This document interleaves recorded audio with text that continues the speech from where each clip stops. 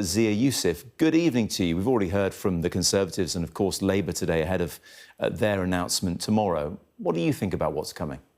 Good evening. Well, look, what I think is that the British public are sick and tired of basically being told you can't have an effective border, you can't have sovereignty, you must just allow tens of thousands, in fact, hundreds of thousands now of illegal migrants to turn up on our beaches, and there's basically nothing that can be done about it. And sadly, for all of the rhetoric from Shabana Mahmood, she's basically doing a Rishi Sunak. She's promising the world, she's grabbing a lot of headlines and setting herself targets which she's never going to be able to meet because her own backbench MPs are calling her racist. Labour's own backbench MPs are calling the Labour Home Secretary racist because of the rhetoric she's using and the things that she has announced she wants to do, extending the period required to stay before getting indefinite leave to remain, asking asylum seekers to reapply, etc., to stay. None of these things are possible without primary legislation, meaning none of it is possible unless the Labour backbenchers support her, which they will not. So sadly, after 14 years of the Tories, where they basically left open borders,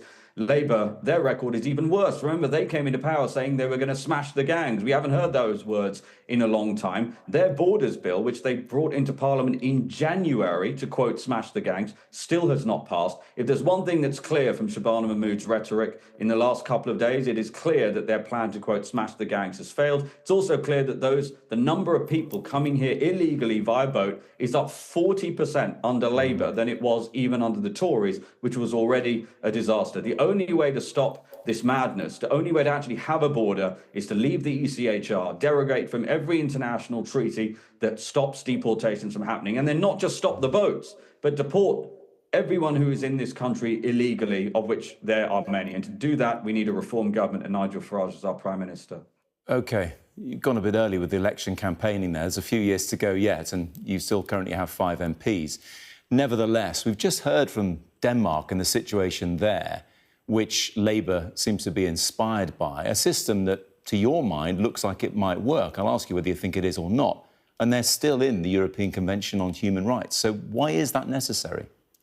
There's a whole host of reasons. One is, sadly, we have judges in this country that take a very different view in terms of interpreting law, and therefore Article 8 in particular of the ECHR. I mean, not only has prevented deportations from happening, Article 8 of the ECHR has prevented, people convicted, foreign nationals convicted of the most depraved and heinous crimes, such as rape of young British women, from being deported. At the same time, one second, at the same time, on the grounds, and the grounds by the judge was that they would have a tough time of it in Afghanistan because they were rapists. That's the sort of outrageous situation legally we have in this country. At the same time, Article 8 of the European Convention on Human Rights gives 67 million British people the right to a private family life.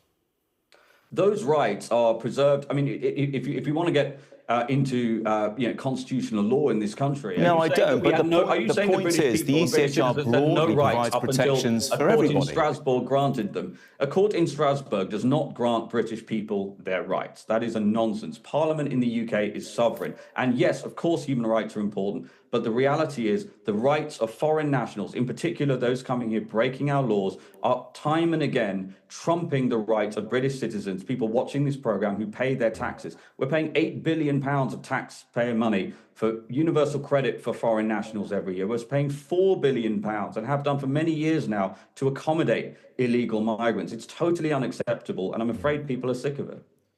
Your parents came here in the 1980s. Why did they choose to come to the UK from Sri Lanka?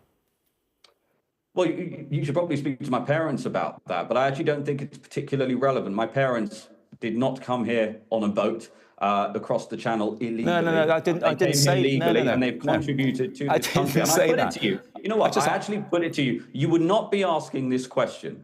There's actually something fundamentally interesting about you asking me that question, because the insinuation of your question is that there is a limit to how restrictive an immigration policy I can advocate for on the basis that my parents happen to be immigrants. And I'm afraid I think there's something very unreasonable about that line of questioning. No, I think you're deriving the wrong insinuation. I'm interested to know why they came to Britain. I wonder if it was because it's seen as an empathetic and accommodating place.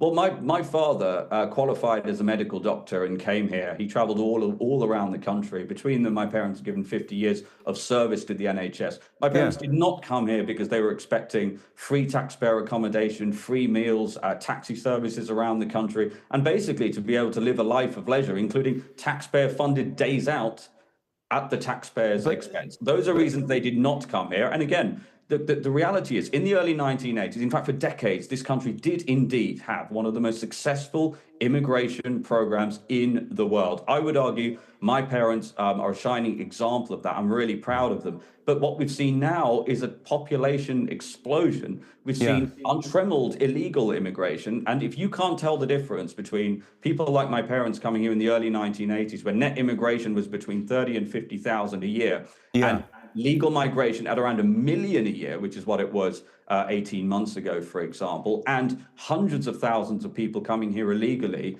and being put up at the taxpayer's expense. I think British people see a fundamental difference between those things. I absolutely can tell the difference, of course. And just to be clear, there was no prejudice in me asking you that question. I'm interested to know what their experience was and what they thought of the UK, which made them want to come to the UK. Just to be clear, there was nothing else insinuated by that. I'll take you at your word on that. Good, because that's where it comes from. Nevertheless,